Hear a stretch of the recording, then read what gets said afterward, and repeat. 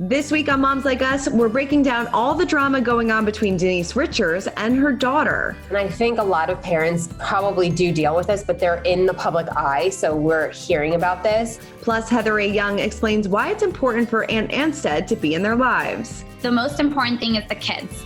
So we all remember that. That's the most important thing to us.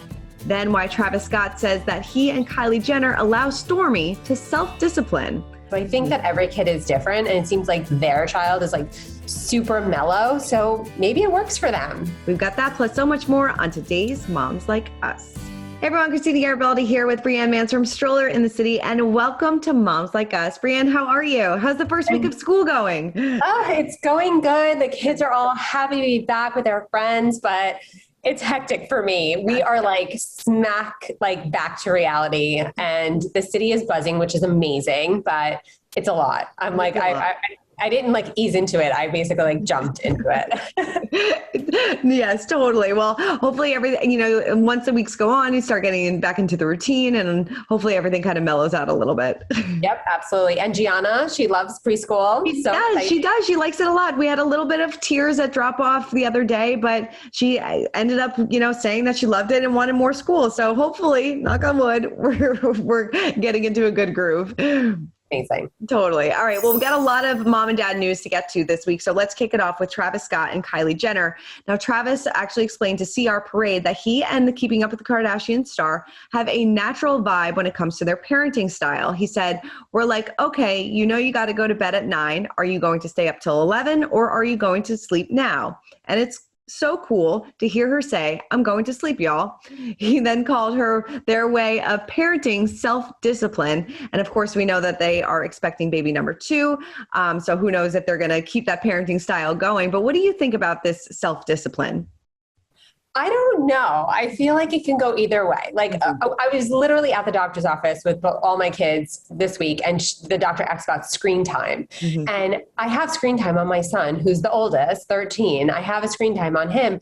I don't have a screen time app on my girls because they are self-disciplined like that, because they don't over abuse it. So I think that every kid is different, and it seems like their child is like super mellow. So maybe it works for them. Right. Yeah. That's the thing. It's like every child is different. The self-discipline may work on their first and not their second. I don't think it would work on Gianna. Maybe because I don't mean Stormi's only like 3 years old. So who knows? But if I told her, let me know when you want to go to bed, she'd be staying up all night. Right. Yeah. Right. But yes, no. Every parenting style is different, but it would just never happen over here. Next up, nearly 3 years after welcoming daughter Kavia, Gabrielle Union is reflecting on her surrogacy experience. Now, Time magazine published an excerpt of her upcoming book, You Got Anything Stronger, in which she wrote, I was not ready for a gestational carrier after suffering multiple miscarriages. I wanted the experience of being pregnant, to watch my body expand and shift to accommodate this miracle inside me.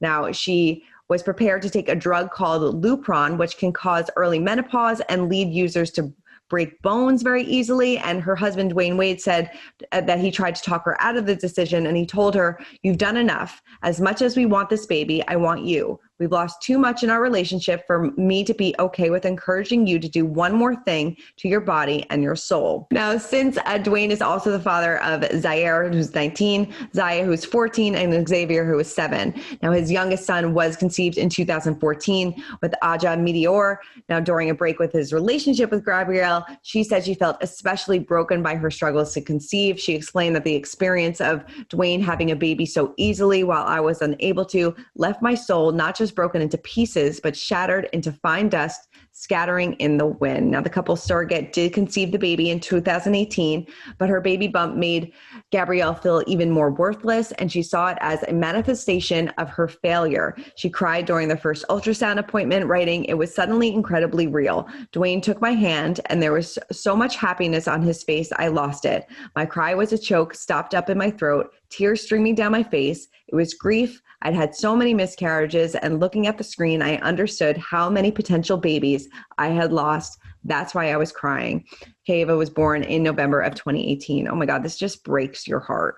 I know. I just feel it's just so terrible. Like, it's just the whole trying to conceive. And, we talked about, trying to get pregnant struggles, but this is like next level for, she just couldn't make it happen. And I can't even imagine like the multiple miscarriages over and over again. And then your spouse already having children that was easily conceived. It's very sad. Yeah. And especially him stepping out on her and having a baby with somebody else while they're in this relationship together and she's trying so hard. I don't know if I would be able to stay with somebody after all of that, but you know, they've made it work and they have a beautiful, it seems like a beautiful, healthy relationship now, but it's nice that she is opening up about this because I feel like so many women go through this and don't talk about it.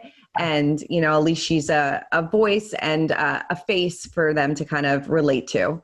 Absolutely. And it does put a strain on your marriage. Like, I know it did for me. Yeah. Like, I know, you know, it's constantly arguing and, you know, it's like the hormones and it does put a strain on your marriage. And like, you know, he stepped out and that, I mean, to do that is like 10 times worse, you know? Right. So I'm glad she is coming out and telling the world how she feels and she deserves that for sure. Definitely. I couldn't agree more.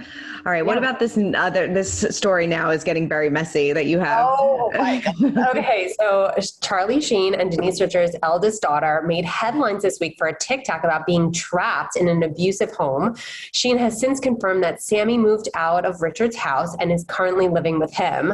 So his rep, Jeff Ballard, told us, Sam's amazing. I love her and all my children unconditionally. We're having a ball. GED, here we come. So the statement came after Page Six shared the 17-year-old's video with shocking allegations seemingly about her mother and husband Aaron Pfeiffer's house. She said, 1 year ago today, trapped in an abusive household, hated myself, would go days without eating or sleeping, insanely depressed, hated school, etc.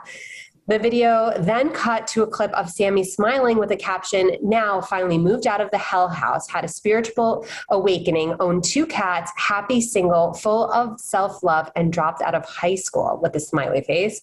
So a source tells Us Weekly that Richards is saddened by the situation and that Denise set normal rules that any parent would be setting. She's a mom and a parent, and there are rules. She didn't want to follow the rules. Charlie didn't support implementing Denise's rules. He has a different way of parenting, and Sammy decided to live with her dad. Denise loves her daughter very much. I mean, this is like so messy. So messy. And I think a lot of parents probably do deal with this, but they're in the public eye. So we're hearing about this. Who knows if like, I mean, she definitely wasn't in an abusive household. I mean, like, she was on the Housewives of, you know, Beverly Hills. Like we would have gotten a little bit of a inkling to that. Sure. Yeah. And it seemed like they had a good relationship. I mean, while the cameras were rolling and what we saw, and it seemed like Denise was very involved in all of her kids' lives and, you know, was definitely a present mom. And, you know, Charlie, of course, as we know, has had a lot of ups and downs over the years, but it just seems like, I mean, this is just speculation, that it was rules that Denise had that she didn't like. And she was like, all right, I'm going to go stay with my dad who maybe has no rules. Right. Exactly. I feel bad. I do too. Like you said, a lot of people go through this, but a lot of people don't have to do it in the public eye. Yeah. Yeah. It's not fun. So messy. All right. In our mom chat this week, we sat down with Heather Ray Young, who opened up about how they will continue to keep Aunt Anstead in their lives for their kids. Now, Aunt and his ex, Christina Hack, share baby Hudson, who just turned 2 years old. And Christina also shares children, Taylor, who is 10, and Braden, who is 6, with Tarek El Moussa, Heather's fiance. A lot going on there. So take a listen to what Heather had to say. I know that obviously you have such a beautiful family, your extended family with Tarek's kids and everything like that. And I love how Anstead said the other day that he's so proud of how you all have handled this modern family, modern blended family that you have. Do you guys feel the same way about him? Because I always see you guys commenting on his Instagram and things like that. Well, yeah, you know, Taylor and Braden, they have a brother and Hudson's their brother. So we want to make sure that, you know, we know Hudson and Aunt as well, and that the kids get to grow up together. And yeah, you know, it's been nice having like a friendly relationship. And the most important thing is the kids. So we all remember that. That's the most important thing to us. And the kids, like health, happiness is number one to all of us. Definitely. Have you double dated with him and Renee Zellweger? No, we did go to an event and they were there. And but I mean, I would love, I mean, I think she's amazing, but no double dating. Does he seem very happy though? From what I see, yes. Yes, definitely. And how are things with Christina and Tarek? How is co-parenting going between everybody? Yeah, I mean, the most important thing is the kids always, it's number one, but we really focus on the kids' happiness, health at our house. And, we're not super involved with what happens over at her house. So we just focus on the kids at ours. I love that, they still have a nice relationship with Ant. They go to like some of his events and support him. And it seems like, they still want to be involved in his life, even though he's no longer married to Christina. Right. I mean, that's good. I mean, it's better if everyone gets along, in my opinion, right? So good for them. Definitely. And what do you think about Ant dating Renee Zellweger? I don't know. That's so crazy to me. It's so crazy to me. It's so crazy to me. So out of left field, but hey, it seems like it's working for them. I'm happy and good for them. Love it. Yes, I love it. Okay, so our Mom's Getting Real moment goes to Broad City alum ILANA Glazer. After co-hosting the Met Gala's red carpet coverage, the actress shared this photo on Instagram, writing #Met Gala Met Milk. I love this so much. Love that. So, a mom's got to do what she's got to do. I mean, it's so true. It is so true. Especially you're out on an event for hours on end, you have to find a place to pump. And she was working the Met Gala and she decided that was the place to do it. Did you ever pump in like a crazy place? Oh my God. Yes. I remember like right after having Ryder, it was a really good friend of mine. It was her bridal shower and she had it at this like tiny little restaurant in like the West Village, probably like with one bathroom. And I had to pump and I was probably in there. It probably was only 20 minutes, but for me, it felt like I was there for like an hour and I was like panicking because it was like the only bathroom and people were knocking on the door and I was like, I don't know, I'm so sorry. I mean, you were just recently on a red carpet. Did you have to like find time to pump? I like brought like a manual pump with me like on the way home. So I was like pumping out like in the car, I was driving, but I was like pumping in the car. So that's probably just the craziest place. But yeah, that's like something that like you worry about too. Luckily, like the carpet wasn't too long. So I was able to be okay. But yeah, sometimes when you're going like these 6-hour stretches, you got to do it.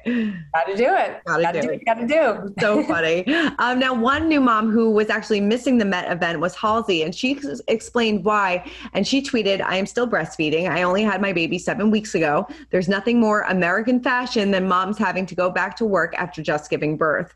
LOL. I wouldn't have had a way to pump my breast, which would have been insanely painful. I understand I'm incredibly privileged to afford time off, but the demands are still prevalent and the biology does not excuse me." Now, she clarified that they were not complaining at all, that she added, "My only point was people expecting me to be there so soon after having a baby and how it's reflective of a more general social expectation of new moms in far more vulnerable positions. I am so grateful for my baby and after everything I went through to get pregnant, for my undeserved comfort to spend time at home, for the blessing to make art as a form of employment, but postpartum does not discriminate. That's all I meant to say." She's right. I mean, just having the expectation of her to be on a carpet 7 weeks after baby, it's like, give her some time to just heal and stay home and to have some time bonding with her baby. I agree 100%. I'm actually going through this right now with my assistant. She had a baby in July and she does want to be back at work. And me back at work. I mean, she's allowed, we work from home mainly, but she's like, I have to see you. I have to get into the city this week. And I was like, don't worry. Like, it's crazy. Like, we can just do what we do from home. And luckily we have that privilege, but there is that expectation. I know she feels like, oh, I have to do this, I have to do that. I'm like, you're okay, and I totally support her 100%, but I get where she's coming from. Right. And I think it's like that missing out, like, okay, I need to get back to work. I need to get back in it. And, that is the pressure of like, I guess the American society where it's like, you have to work, where in other countries, they're like, take 6 months, take a year and bond with your baby and your job will be here when you get back. But it just seems like there's just so much pressure. And I mean, I felt it too. You feel like, all right, I'm missing out on something or people are going to forget about me and things like that. You want to get back in it. And it's like, it's really hard. Plus you're dealing with all these emotions and these hormones and breastfeeding. It's a lot to deal with. It is absolutely. And you had 3 months off, right? I mean, yeah. And it's not that much. Like when you think about it, like the baby's still a baby, like he's still a newborn, Yeah. But like, no matter what age you go back, I guess that guilt is always there. Oh my God. Yeah. Oh, for sure. I still have guilt that I'm like, I work sometimes that I'm like, oh, you know, Right. I can't do this with you. But yeah, we always have guilt. Being mom is hard. It is.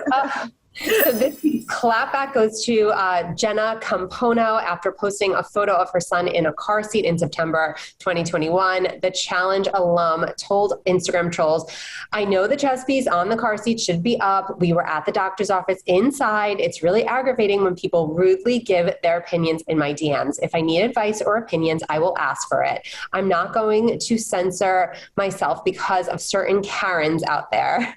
Thanks. So I totally agree. I mean, the trolls definitely come out whenever a car seat is posted incorrectly. We know this. We know this. And I feel like a lot of people have to give that disclaimer. Like, I know he's unbuckled because he's not in the car. Like, just don't, I don't know. At this point, just don't post about it, right? I totally agree with you. We were out for a walk the other day, and you know, the car seat attaches to the stroller when they're really young. So the baby was in the stroller, and I had loosened it a little bit, and I took like this adorable picture of him, and I was like, oh, maybe I'll post it. But then I was like, no, some people might say that, you know, the chest piece isn't all the way up, but we were out for a walk, but like you couldn't tell from the picture. So I was like, you know what, just not going to post it. Just don't feel like dealing with it.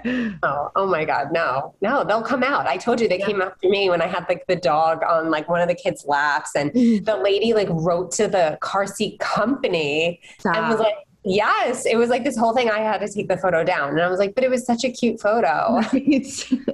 Yeah. So that's what we learned. Don't post the car seat photos, no matter how cute they are.